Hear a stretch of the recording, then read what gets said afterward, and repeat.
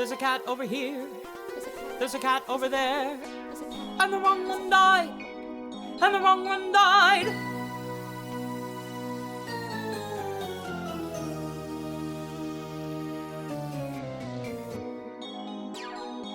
Welcome to The Wrong Cat Died, the podcast breakdown of the catastrophe. I'm your host, Mike Abrams, and today we have another amazing guest.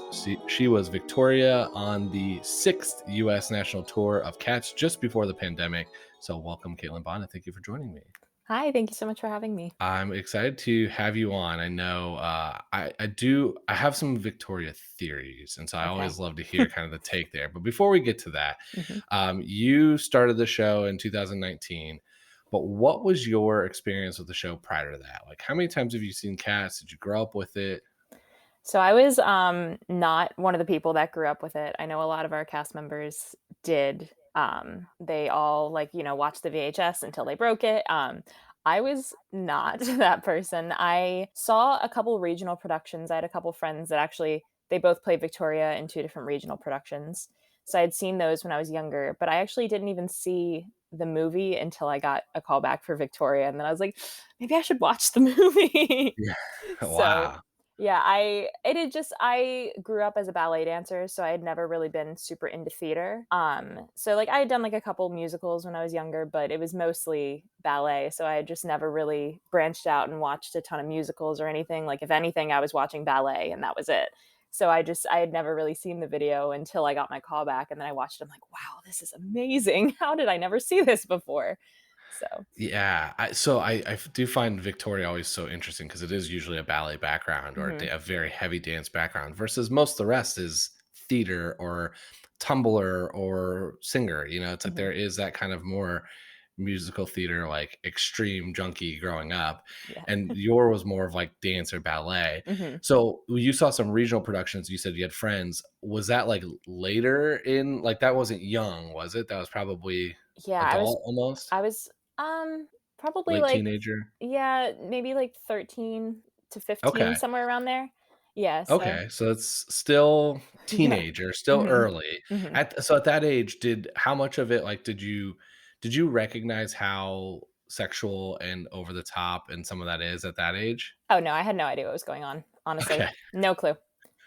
And I still didn't, even watching the recording, being 19 years old, I still didn't really understand how sexual it was until we got into the rehearsal room, and it was like, oh, okay. Yeah. So then you get told the story, basically, right? Yeah. Okay. So you've only seen a couple regional productions as a teenager, and then you get a call back. You're, auditioning, get a call back, and you say, okay, now I'm going to watch the 1998 movie. Yeah.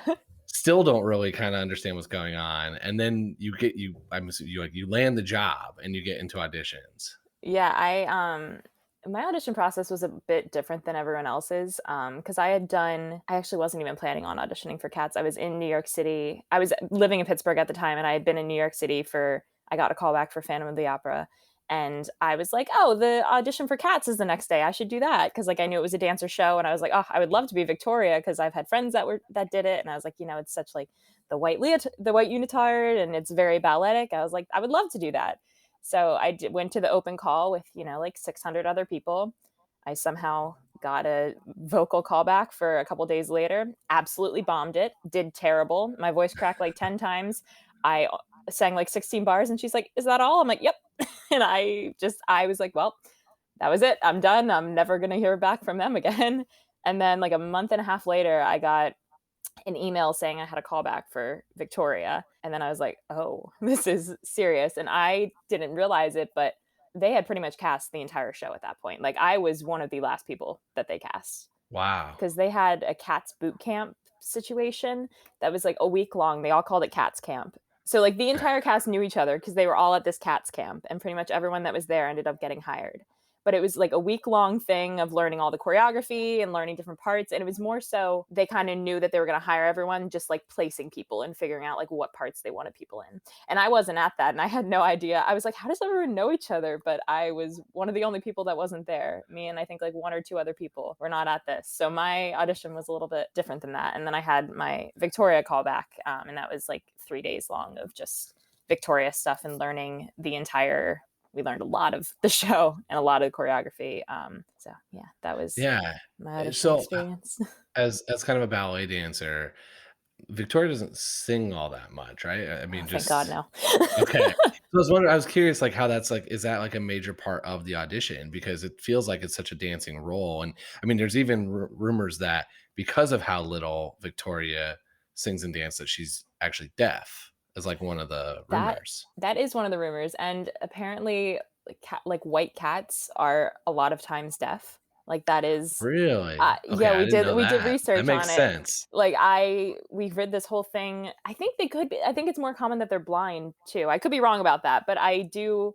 We all looked that up because Chrissy Cartwright had said something about that, and because she doesn't sing all that much in the original, I believe Syllabub and Victoria were supposed to be one character, but they couldn't find someone that they liked their dancing enough to, and also their singing. Like they couldn't find like a technical ballet dancer that could also sing up in super high octaves. So Yeah. yeah, I mean, I did sing. I sang through the whole show. I had a mic. I sang every single ensemble song. I didn't have any features. Actually, one feature I sang. I said like a snake That's your in one of big the line. McCavity reprises. I said like a snake, and that was my starring moment That's in the love vocally. it. But yeah, so it is more common that white cats are deaf. So that is definitely one of the theories for that. But there was, Yeah, interesting. I did not know that. And I didn't the only blind rumor is the character that plays like the actor that plays Gus in the 1998 movie was blind when he did it. oh, I didn't know And that. so that was why if you watch the movie closely, they like walk him up. Like Yeah, they basically someone is holding his arm and they carry him up. yeah. And he's he was a knighted, older, very famous British Hmm. guy, and he was in his 90s, I think, when they did it. And so that was just kind of like so that's the only blind rumor I've got in the Yeah, Cats universe at this point. But I didn't realize that came also from White Cats being there with it. That makes a lot more sense. yeah. So that is a common thing. But yeah, the singing was not definitely not the main part of my audition process. Like my actually, I think my callbacks were literally all dancing. The first round of callbacks we did, I think there were like 40 of us. We did a ton of dancing. Then they did a cut. Then we did another dance, and then they did another cut. And then I think we sang, but it was very, it was like 16 bars from the addressing of cats, and that was all they had me sing. Okay. Um, and then they did another cut, and then there were, I think, four of us left. And then we did like Victoria, we did the whole part. They brought in one of the dance captains from Broadway, and we did all of the Victoria partnering scenes. And then they did another cut, and then there were two of us, and we did like every single Victoria feature, all the partnering. We did the crazy like upside down lifts. We did a ton of lifts. Like Kim Craven, our associate, was like, "Have you've done this lift before, right?" I was like, "Yeah, totally. Never done it Yeah. before." But you never say no in the audition room. It's always yes, of course I've done it before. Um, so yeah, it was the singing was very, very short. At my callback, it was also they were looking for Demeter and a swing, I believe. So they also had Mm. like they had us doing like 16 bars, and then they had the Demeters like singing the entirety of McCavity. So Yeah. um but yeah, no, and then I a couple days later came back for a final callback. I think it was maybe like three girls for Victoria and a couple people for Demeter, and Andy Blankenbuehler was there. We had scheduled, it was supposed to be like 10 to 6 the audition. It was like half hour long. We did the dances for Andy, we sang our songs, and that was it. And it was a half hour long, and I got a call less than 24 hours later that I booked it. Wow. So Okay. it was, the singing was in there, but I think it was, especially for Victoria, it's definitely more about the dancing. It was Like they had to minor. make sure that I could hold a tune and that I Just wasn't like enough. tone deaf, and that I Totally. could, mix well enough with the ensemble, but it was not like the main part because I don't have any features. Yeah, So they have to make sure that when you're singing with the group, you're not gonna throw it off, yeah, basically. exactly. That's the bar you're Exactly. setting there. Yeah. So then you land the role, and this Hmm. is the beginning of the tour, right? So this Yeah. is right when the tour is kicking off, and you miss Cats Camp. I missed So Cats Camp. but you're going into the whole kind of rehearsals and everything leading up to the tour. Hmm. So I always love to hear what was told about your character. Like, what was the story you were told about Victoria in that kind of lead up to the show? Like, what background are you given for her? So we had an entire day where we sat with Chrissy Cartwright, who was one of our, I don't want to get her title wrong. I believe she was the assistant director, but that could be her wrong title. So, but she was like Gillian Lynne's like right hand woman. Like she knows everything about cats. Like this woman is cats. Like she eats, breathes cats. And she knows every possible storyline, like every little detail about every single one. So we had like, I think 6 hours where we sat in a circle in chairs and we talked just about the story of cats and like all the different theories of everything. There was one theory, she said like everyone has, it can be this, it can be this, it can be this. So there was one theory that Victoria was Monkey Strap and Grisabella's daughter, and that's why she's the one that touches Grisabella at the end. But it was just kind of that she was like, Victoria's like one of the youngest ones in Thing. She's one of the kittens, so she's like, Monkey Strap is very protective over her throughout the whole show. Like there's a lot of times where like I go to do something and Monk was like, absolutely not, and would like block me. And so it was a lot of people thinking that Monk is my dad. Sorry, hit the microphone. And we also all got 3 different words to describe our cat. Like everyone was, mine were, I wrote them down. Mine were innocent, romantic, and unselfconscious. So that was like the story I was given for Victoria. So she's like, you have to really embody these 3 words throughout the whole show. And like Victoria's whole thing is that she's, you know, discovering herself. She's kind of discovering her body. And during the ball, you know, as we discussed, the more sexual themes of it, she's, you know, having cat sex in the middle of the Jellicle ball. So she's losing her virginity on stage. At sure the ball. is. Which I didn't know that's what was happening until we were in rehearsal. And yeah, there were I wasn't expecting so many words to be used, and they were. Yeah, it goes back to why I always start with when you see it first, because I saw it first as an adult. And it still kind of was just like, oh, this is like, I was like, that's a lot. Like the ball's a lot, but it didn't really piece like, oh, it's just a giant orgy. Yeah. I was like, oh, that dance is really sexual. Oh, I didn't realize that they're basically doing it on stage. Like it kind of like, it resonated me with this is like, and the McCavity song is extremely sexual. Just so many of them are very, very sexual. But as a kid, there were kids everywhere. And so I'm like, clearly it's going over everyone's head. Oh yeah. And now that I've researched the show and the background of the story, it's like, no, it is as sexual as it sounds. Like there is a lot happening with Demeter and McCavity, an abusive relationship, and Victoria having, you know, coming of age on stage with one of the other cats, like the ball Literal being a 9-minute orgy in the middle of the show. And her solo is about her, you know, touching herself. Like that is the whole thing. That's like the shaking and everything. Like it's her discovering herself. And the word, I don't know if I can say this, but you can. Okay. You're good. The word orgasm was used probably like during my audition, actually, not even like in the room. Like it was used obviously in the room, but that was used in my audition. She's like, and this is an orgasm and this is an orgasm. I'm like, oh gosh. Like I had no idea that's what it was about. And she was just explaining what was happening. I was like, oh, okay, got it. Like, did you think back to when you saw it the first time being like, oh my God, what did I watch? Yep. Yeah. I was like, oh, was very unaware that that's what was happening. But now that I know, now I can't unsee it. Like that's all I see. So. That's the part that just still blows my mind is that now that I've learned so much of this, and I've not watched it full through in a while, but it's like, it's on tour now and I like want to see it again and be like, oh, okay, wow, this is as aggressive as the story says. Yeah. I love that you were told that Grizz potentially was your mother, because I've heard from a few other Victorias that might not have been the way that they ever thought about that, and they've always thought it was potentially Demeter or somebody else. It does seem pretty assumed that Monkstrap is your dad. Yes. And there had also been, it was kind of like there were a bunch of different ways it could have gone, because she had also said like Jenny Anydots pretty much was the mother of like all of the different kittens and that she took care of them. And it's a lot of with cats, like one is the mother, but then just takes care of all of the kittens, even in like normal, like the animal. Yeah. So it was kind of like there was speculation. But yeah, I think the Grisabella theory is definitely could be accurate and would make sense for why Victoria was the one to touch her.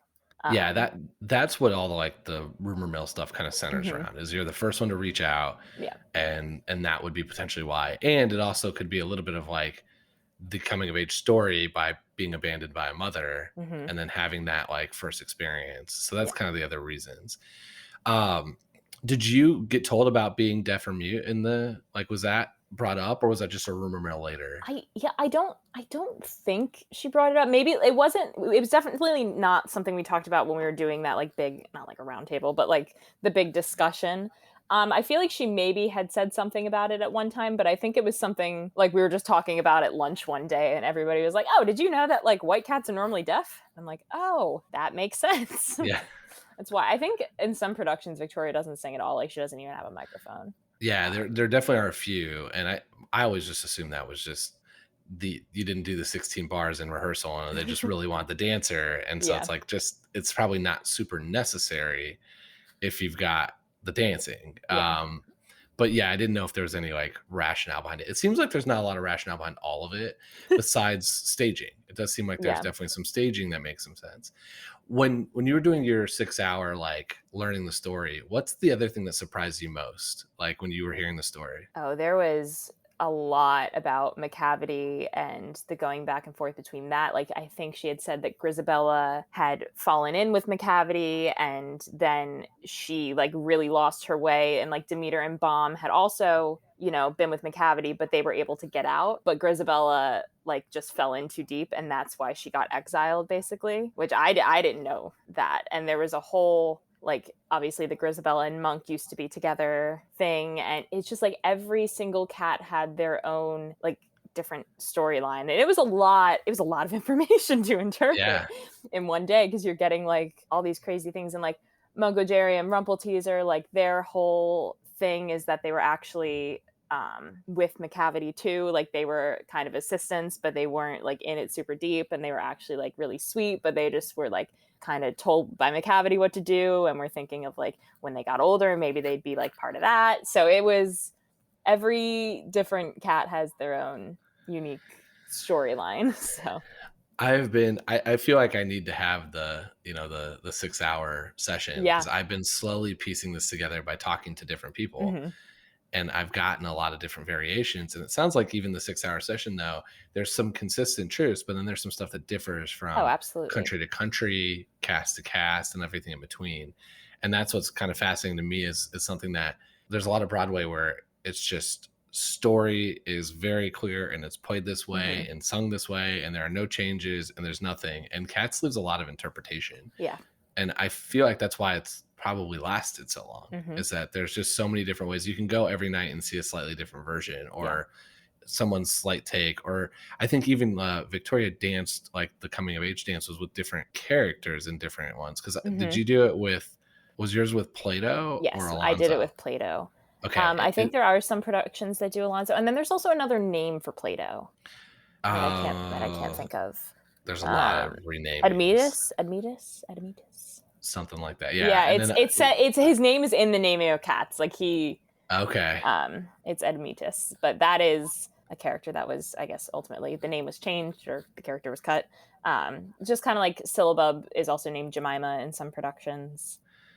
Like Yeah. all of the cats Which have a million different names, and there's I also an think Electra at some point that I got cut think from her production. Jemima got renamed intentionally. I Yeah. think Jemima got canceled, and Hmm. so they moved to Syllabub. Yeah. Um, when you were on and going on tour, Hmm. were you like any of your friends or family that were able to come see you? Was it anybody's first experience with cats? It was everyone's first Everyone's experience first. with cats. No one had seen. So No one had seen how do it. you prep them? Like, what did you tell them before the show? What did you say? Hey, here's what you're gonna go see. I said I'm the one in the bright white unitard, and that's all I gave them. That's it. Just come see That's me. it. I'm in That's what white. I That's it. said. My amazing family, actually, they all, I think 8 of them, like a couple of my my godmother and her husband, and my godfather and his wife, my aunt. I call them my aunt and uncle, but just to clarify. So my godmother and my godfather and 2 of my aunts and my mom and my dad all drove up to Providence to come see opening night. And I think they were just so in awe of the fact that I was like the main dancer. They're like, you just turned 20 and you're doing like this Broadway. They had no idea what was happening. Yeah. Like, I think they were more just in shock by the fact, like, I told them I was like one of the main dancers, but they had no idea. Like, they're like, you're, I mean, I wasn't, but they're like, you're the star of the show. You're the only one we see, which I mean is fair. When I'm in a white unitard, it's really Yeah, easy you do to stand spot out. me. Yeah. Especially You because stand out it was and you get your reflective own too. time. Yeah. Yeah. You get your own, like, you get a full moment really by Yeah. yourself, which in cats isn't really that many No. cats that get that opportunity. Yeah, like every cat has their own like little like feature, but I'm the only one that has like a dance solo that it's just me on the stage. Like Mustapha's obviously has like his whole dance thing, but that's like a whole number. I'm the only one that had like a moment of just like silence. I'm the only one on stage. Like that was really special, and I'm getting emotional thinking about it. Yeah. So yeah, it was. I didn't really give them any warning. I just said, I'm the one in white. It'll be easy to pick me out, and they were all just like in shock that this was my first professional dance job that I ever had. Like, this is my first job. So they were in shock that this was what I was doing. And most of them had never seen me dance like this. They had seen, a couple like ballet shows, but they had never seen me do anything like this. And they were all like, oh my God. So yeah, it was less so about the story for them and more about the, oh my God, my niece is the star of this show. Yeah. In their heads. So yeah, I mean, that's a really cool experience. I Yeah. do think, like, I find it fascinating because I was not given any prep for what I was going to see. And I now kind of always think about, what would I tell somebody going to watch it for the Yeah. first time? But it's different for you. It's like, yeah, just come see me. Here's my part. Yeah. Forget the rest. Forget the other, Yeah. whatever hours. But I'm here, and you do, like, since you're on stage a lot, because a lot of the cats kind of dance through a lot of stuff. You are very easy to pick out because of the white. Mm-hmm. Yeah.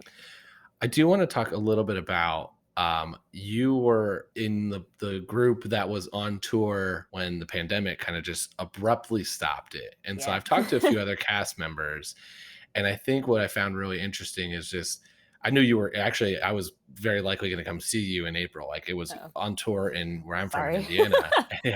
and it was on its way. Mm-hmm. But it just, like, I don't even think you knew when you started the performance that night that was going to be the last one.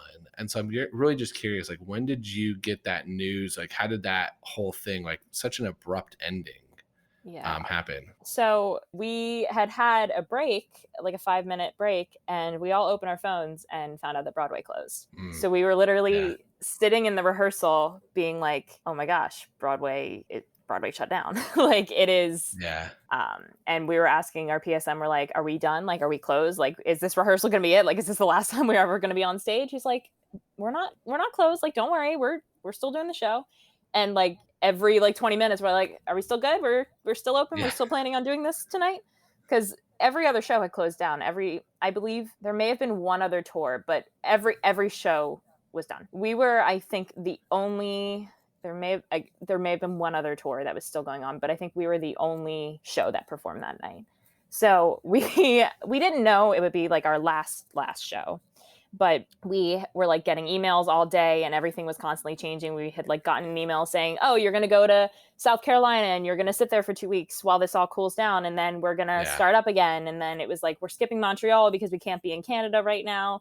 And we just like had gotten like rapid fire, like 15 different emails saying like, this is happening, this is happening, this is happening, this is happening.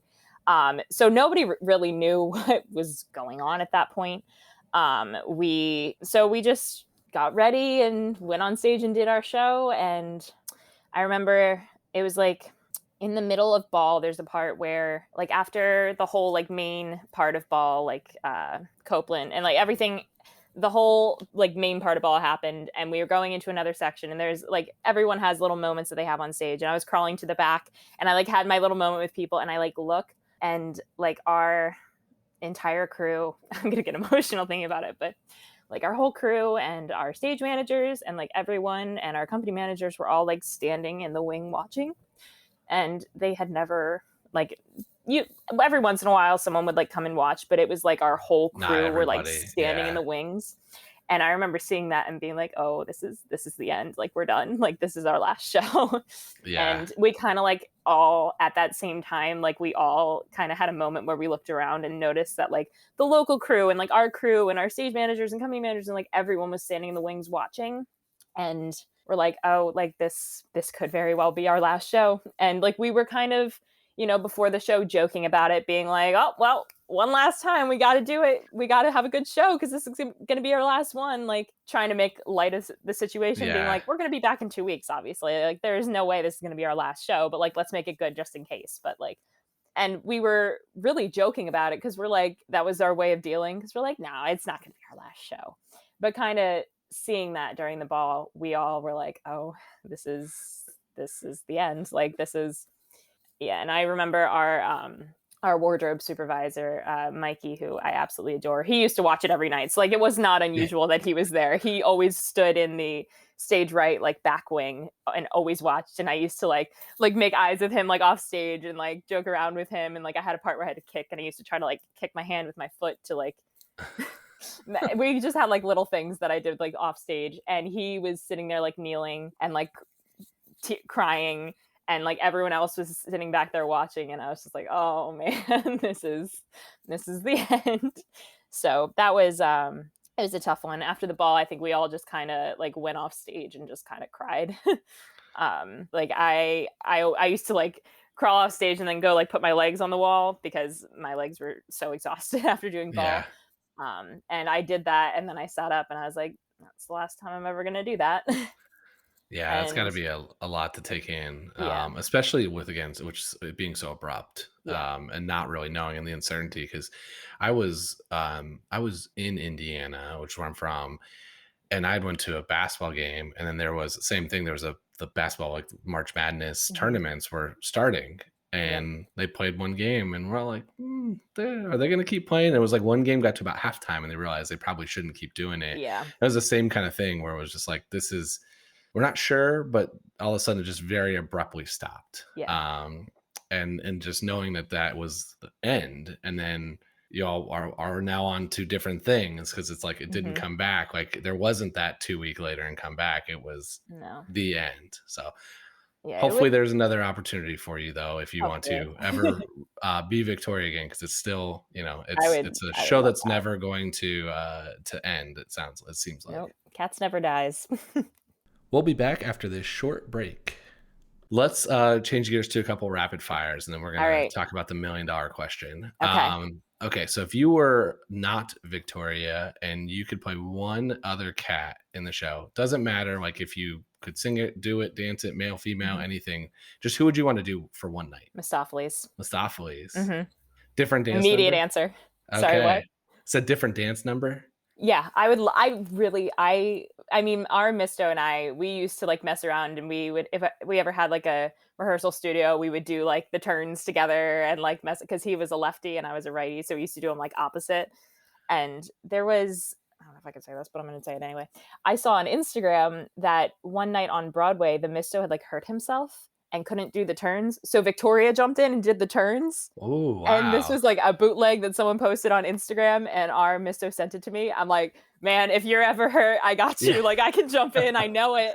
Like every time at our sound check, whenever we did Misto, like I would do like the dance, like we would all do it because it's just so fun. So I would love to do Misto. I would love to have that dance number, the super high end. I mean, it's completely opposite from my entire character, because everything I did was very slow and lyrical, and like everything I did was like on a flute and some piano, and everything Misto did was on drums. And I used to say this all the time, because you could tell like what was original choreography versus what was Andy Blankenbuehler choreography, because everything that Gillian Lynne did was on like the piano or a flute or like anything, and everything Andy, like the newer stuff that Andy did, everything was on like a drum beat, like a sharp, like more not aggressive, but like more of a sharp movement. And then Gillian was more of like a flowy, so you could go into like a really pretty like arabesque or whatever, and then like snap it out to add like the Andy flair to it. Interesting. So that was okay. So I feel like almost the entire Misto number was completely brand new. Like he revamped it completely.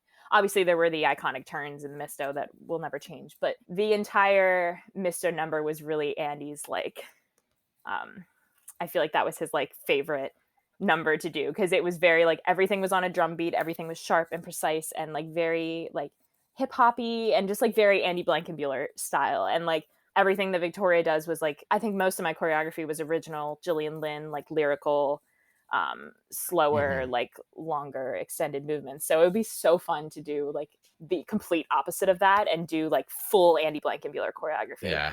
Because I feel like that number was one of the only ones that was nothing Gillian Lynne. It was just like all Andy. Interesting. So I'm not knowledgeable enough about any of this stuff to have noticed that, or to really even be able to tell you the difference between the two. Having seen the original or the 1998 and then saw Broadway twice. But yeah, I would have never picked that up. But that's really interesting to hear. And I love the like you're ready for, you're not rooting for injury, but it's like, hey, if there is an injury, I'm ready. Yeah. I'm like, if it happens, we had a plan. We had a plan because he would normally go to this side, and I was like, you go to this side and you call me up and I'll do it. But yeah, I feel like the choreography, the entire show was a very cool mixture of like a Gillian step and Andy step, a Gillian step and Andy step. Like it was still like had the original, like the iconic original choreography that was like needed to make it Cats, but still like everything had a newer modern flair that like Andy did. And it was just like, it was really cool to realize. And I think that we actually had the drummer in rehearsals with us. And I think that was the reason, because all of the newer stuff was meant to be on like a drum beat rather than on the piano. So we had a rehearsal pianist and we also had a drummer, which I feel like is not super common for like shows. I feel like it's usually just like a rehearsal pianist and that's what it is. But when we were learning the show, we had a drummer too. And that's how we learned it. Very interesting. So it's a really cool mixture of the two. Who would you say are your favorite and least favorite cat characters? Not actors, characters. Oh God, not the actors. Yeah, that's why I have to always clarify that question. Okay, so my favorite, obviously Victoria. I love Gus. Okay. Gus is my favorite. We'll get to him later because he's obviously going to be my choice. But I was to say, anybody non-Grisabella, I'm like, anytime someone says that Gus is their favorite, I'm like, okay, this is going to lend well for my last question. Yep. I really love McCavity. I know he's like the bad one, but man, was like the McCavity fight with Monkey Strap that was also like full Andy, because that was not that was like a newer thing that was added. Like it was a completely different fight than the original. That was one of the coolest parts of the show for me, because like the lighting, like it was like dum, and it was like bright red. Oh my God, it was so cool. Like watching that in rehearsal the first time, like they're literally like climbing up set pieces and like throwing each other across the stage. Like I just think McCavity's kind of a badass. Yeah. So like, of course, everyone's always loves the bad boys, but I'm like, and it was, my partner, of course, too, because it was Plato turns into McCavity. And that has no significance. Yeah. It's just like they make Plato not an obsolete character, but they make him like so that you don't notice it when he like kind of disappears. There's a handful of like those. He has his feature. Yeah. Like he has his features, but it was also like his little minions. They make them 2 ensemble members so that they can just kind of like slip out and then come back. Yeah. Without being like too noticeable. Like obviously if you take the girl in the bright white leotard off stage and put her in something else, you're probably going to notice. Yeah, there's a couple you can, but then there's also like, I think Gus is also Buster Jones, and so there's a Gus couple. Buster also, it's Peter. First character's name. I know Peter, but I feel like it was a Peter something. Oh, I don't know if there's a full name. It's just marked as Peter in the. Maybe it's just Peter. I could be wrong. That's my. Oh no, I'm thinking Tugger, because Tugger was also Bill Bailey. Yes, Tugger's Bill Bailey. That's the two. You're right. It's just Peter. Yeah, that's my. Because that's my least favorite cat. Peter Buster. Peter. Yes, I dislike Peter. I just think you got all these amazing names and you got Peter, and it really bugs me that they just chose Peter. I like Bill Bailey. I wish that was like one of the characters, because we say it in. They say Peter too. Yep. Which is why they renamed it. Could you imagine having a cat named Peter? That's the thing. Although I do find I have a few friends that have like very traditional like human names for their, but all for dogs. I love that. And it's usually I love that. It's kind of entertaining. But it's like, come here, Stanley. I have a friend that has a golden retriever named Mark. I love golden retrievers. And so I grew up with golden retrievers, and I did too. Having one named Mark, just every time they post it on social media, I laugh. Mark. I feel like there's some human names that work for animals, and then some that it's like Yeah, that's Yeah. weird. Yeah. That's Peter. That's Peter for me. I love that. Yeah, Peter, they could have been more creative, but again, they wanted it so that it's not a super noticeable cat, so that he can slip out and become someone Yeah, else. I get it, Like, but because Grisabella's in the opening Baby number too. Grizz, Baby I Grizz. would Yeah, have she doesn't have a fancy I name. It's would just not Baby have Grizz. known that Peter existed by Yeah. name if it wasn't for the fact that it's in all the rumor mill stuff. Like it pops up in like the cat's Wikipedia when I was researching. Yeah. And so for me, it was just like they could have named him anything. They could have called it Cat 5 and I would have been fine. Like just dancer number It's in the 2. program too. I know, It's like but Peter slash, and I'm like, I feel like Peter was not a necessary thing to put in the exactly. program. He's in the opening number for like 30 seconds. He sings one line, and he's in the opening number for like, And the that 5 minutes person that he's in it, and does then that's 2 it. more like legitimate bigger characters. Mhm. It's like they don't But need Peter's that. But listed Peter's first. listed in there. And everyone's like, "Who's Yeah. Peter?" And then it's like Bill Bailey. It's like, "Who's Bill Bailey?" Exactly. That's why Peter's my least favorite. But I'm not letting you off the hook. Who's your least favorite cat? I don't know if I have a least favorite. I'm trying to think. I have my list of all the cats here. Hold on, let me go through them. You know who else I love? Hold on. I have a lot of favorite cats. I also love the twins, Corcopat and The twins Tantamile. are wild. They are so cool. And I was also like, we had like 4 different iterations of twins. I feel like we had a lot of turnover because our original girl ended up actually booking the West Side Story movie. So then one of our swings took over Tantamile, who was also my cover. And then she left, and then another girl took over Tantamile, and then our original Coracopat took over Mistopheles, and then we had a new Coracopat come in. So we had like a lot of iterations of twins. And I feel like I was just like really good friends with all of them. Like some of my favorite people were like the twins. Like I'm still Laura and Melody are like 2 of my best friends. Like I adore them. They were both our later Tantamiles. So like I literally just saw Melody last night. So like it was I feel like it was special because I just had so many moments with both of them. And I just like they do so many cool things when you watch them. Like they have so much depth. But like again, their costumes are kind of like not super like bold, like they're kind of just they blend in, but if you really watch them, they do like the coolest things. And I also just like had so many fun moments on stage like playing with them because we were always doing like if you watch every dance, I think in especially Tugger, I'm literally opposite of Tantamile in every single thing. Like we are doing the exact same choreography on opposite sides of the Interesting. stage. Almost Interesting. for I think for like 4 different numbers we're opposite completely like the entire The time. twins, as a casual spectator, I just don't think most people Mhm. pick up. Like and then you learn about them. And No. I've talked to Melody and a couple of the other twins over time. It's like Yeah. I want to watch. And I I listened to want to Laura's the other watch day the too. twins because like Yeah. they like turn before somebody comes on stage, and they do like there's a lot of staging and like Mhm. unique things, them being like telepathic, that I think is so clever and cool Yeah. that almost gets like I think it was Laura who said that like if you don't know them, you might not notice it, but if you do and you watch it, you're really in for a treat, and you just get this like Mhm. really special experience. So I'm with you on Yeah. those. They're one of the ones that I still like the next Yeah. time I watch the show like fully through, it's like what I want to try to pick up. It's like I do want to see what are they doing, because that's a part that I Yeah. totally missed the first time I saw it. Yeah. And I don't know, I'm not entirely sure, I could be wrong. I think a lot of the stuff they do was like newer like Andy choreography. Like I think a lot of it was added cuz Andy really likes like the smaller movements, and there are just things like they even like the way that they move their head is very like small but noticeable. Because it's Mhm. Andy and that's like what he's known for. And I like some of that I believe was in the original, but I think they just did so much more, like they just have so much more depth in this production. And yeah, if you watch them, they do so many. I mean, there were like I was watching like our reference video and I was like, there's stuff that I didn't even Yeah. know that they did, and I'm on stage with them. And like they're always the first ones, like in the second act, they're the first ones to come out. They're during the ball, they're the first ones to wake up. They start like they said to always feel Yeah. like your ears are moving, even though we couldn't Yeah. move our ears. Well, that would have been really cool if we could have wigs where our ears could move. But they were always the first ones to like notice things and like notice when something was wrong. Like even before like couple of the Macavity scares, you can kind of see them starting to like notice that something's wrong before the music changes, before there's a crash, before anything. So they're really cool. I really liked their part. I don't know.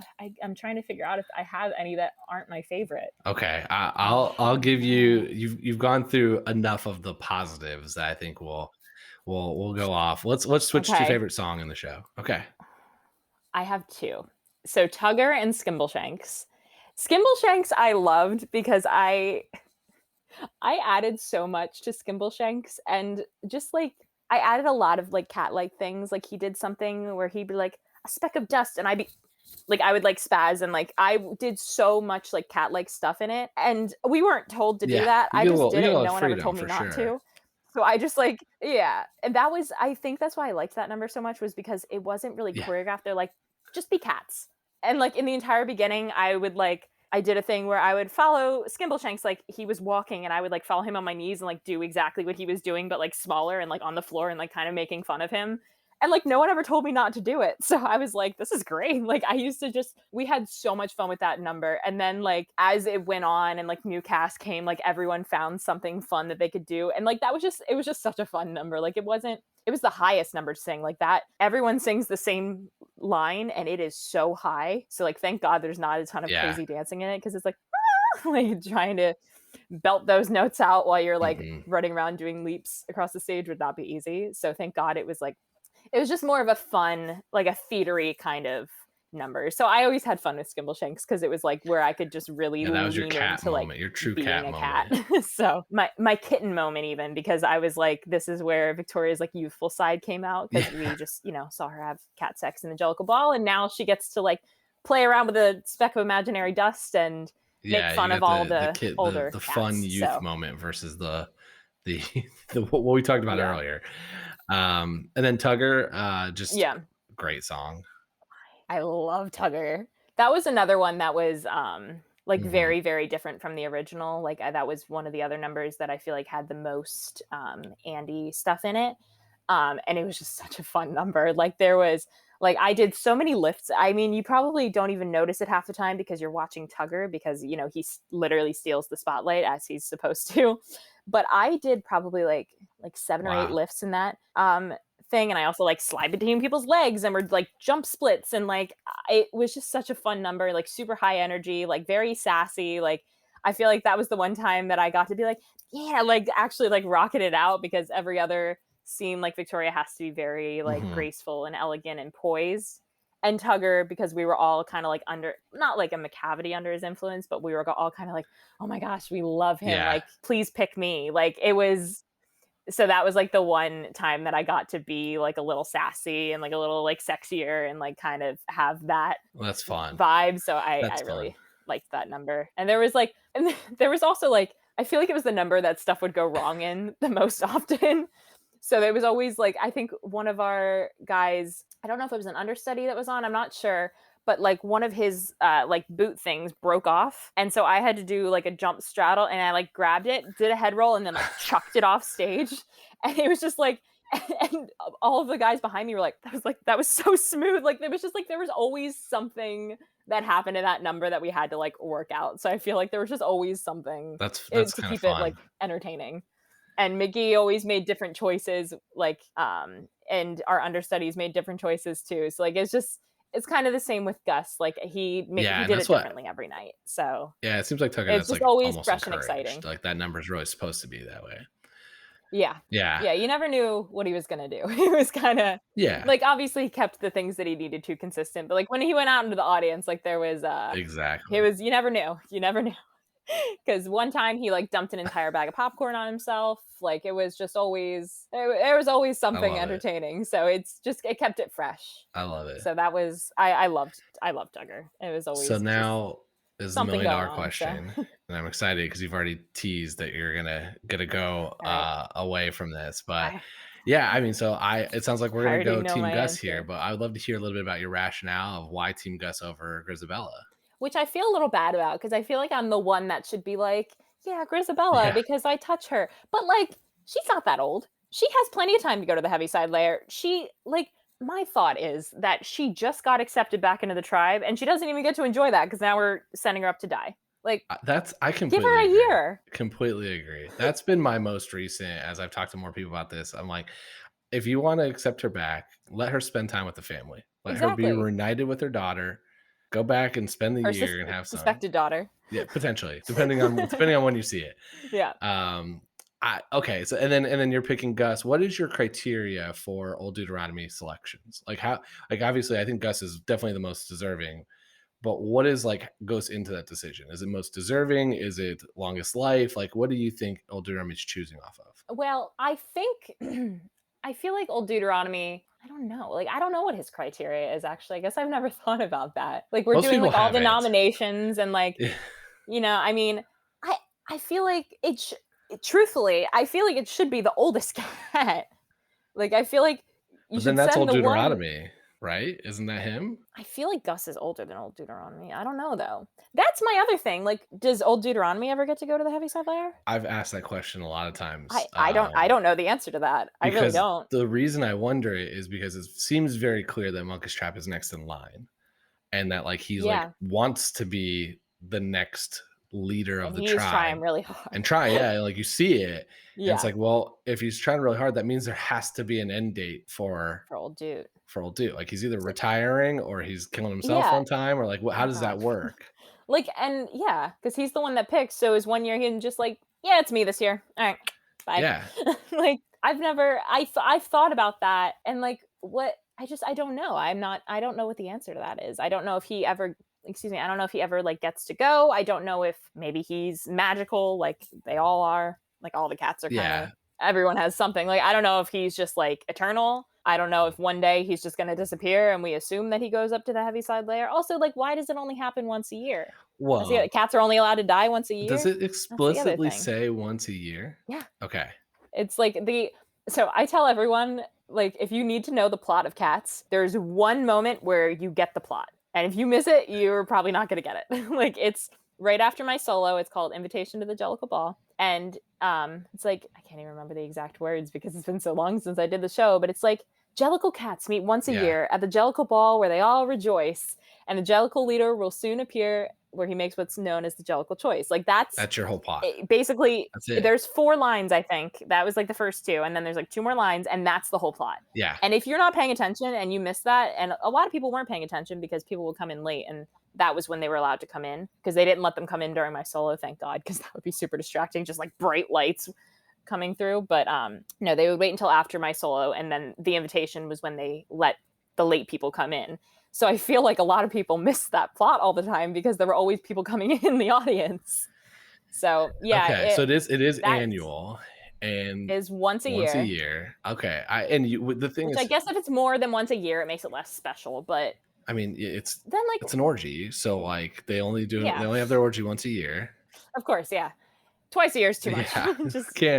Yeah, we can't have that. What is it, 9 minutes, 10 minutes? What's the dance number? 12 minutes. There you go. 12 minutes. The 12-minute cardio work. Oh, I shouldn't have said that. It is. It is. I mean, it is. It is cardio workout. Like, especially for me. I didn't realize until I was swung out one time. I was like standing backstage watching, and I was like, people go off stage during the ball. Like, I didn't know. I thought everyone was on stage the whole time. And like all these people would come off and like drink water and like take a couple seconds. I'm like, y'all get to go off stage? Yeah. Like, I didn't get to go off stage at all. I was dancing the entire 13 minutes. I had one rest moment that Andy actually cut me out of. He came into the rehearsal and I was so upset because he was like, yeah, you're not going to do this part. You're going to be on the ladder. I was like, okay. And I was so upset that he cut me out of it. And like, thank God he did, because that was I got like 15 seconds to breathe and rest. And that was it. And that was like the only time. And like myself and like Laura, and we had like talked about it. We're like, could you imagine if we had to do that part too? Like there would have been no time to breathe. Yeah. So it was, it's a cardio heavy 12-minute long nonstop number. Yeah. Okay. So it is annual, once a year. Yep. Mm-hmm. Your kind of argument is either oldest or just really not even most deserving. Just I think they should be deserving. Like, if they're a jerk, I don't. So McCavity's not going. McCavity is not going. I mean, maybe he could turn himself around, but I think all the girls would probably vote for him. Yeah. That's why I asked the criteria question, because the criteria question really dictates who you pick. Yeah, I feel I've never thought about that. I've just always thought that, like, what if Gus doesn't make it till the next year?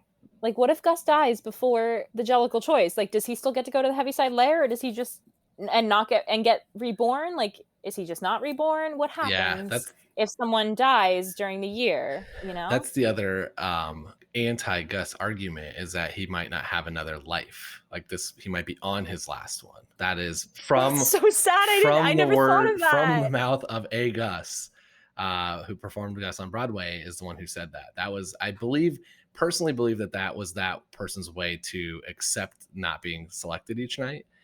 But that was the rationale, is that if he gets picked, he might not ever have a chance to come back to the tribe. But I don't. That's so sad. I never thought of that. I don't know if I buy that. I think that's just a way to make him feel better about not being picked every night.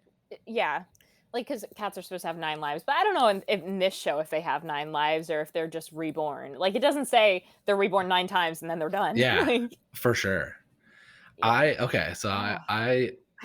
trying to, like, figure out what my criteria is, and I feel like it has to be deserving and also, like, old enough that they might not make it to the next one. Like, I feel like Jenny and Skimble, like, they'll get their day, but it's not yet. Like, they're younger. They're like the parents, but like Gus is like the grandfather. Yeah, so you're looking at generations, and so your generation is Gus, Grisabella, Old Deuteronomy, and Abe.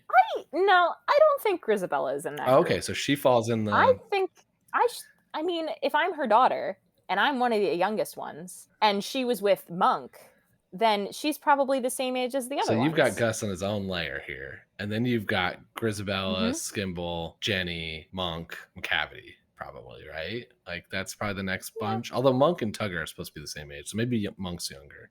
Yeah, I guess Tugger too, but he's definitely not deserving.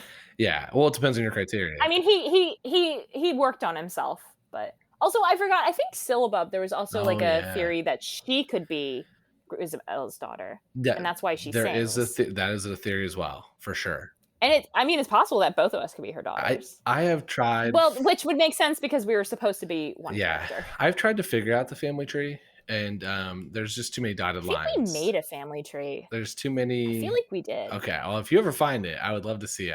I'll have to see. I've got a few people have sent me examples. Some fans have sent me some examples, and I have attempted, but there's too many. Like, it could be A or B. Like, there's just too many choices, and depending on how you do that, it doesn't actually naturally line up to a tree. There's also like a lot of little side branches of maybe yes or no, or could be mom, could be dad. So I think it's. Did you ever talk about the collar thing? Collar thing is an interesting theory, because there's 5 cats with collars.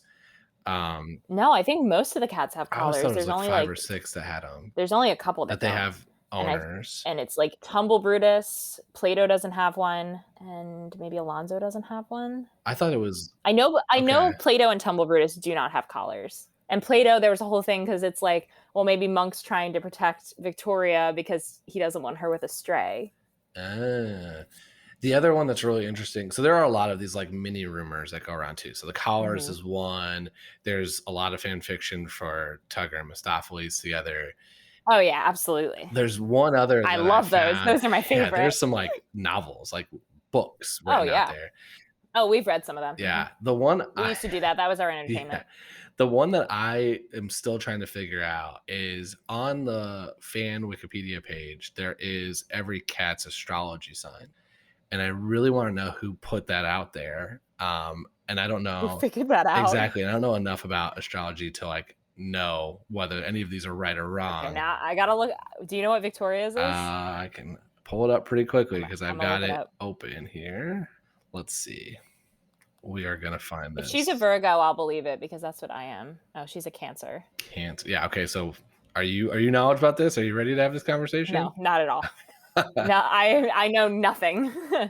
Absolutely nothing about any of it. I don't either, and that's why when I saw that as like this is part of the show, like this is part of the theories, I was like, what is going on here, and who posted all these? Yeah. Like, who came up with these who ideas? was like, yeah, I don't know.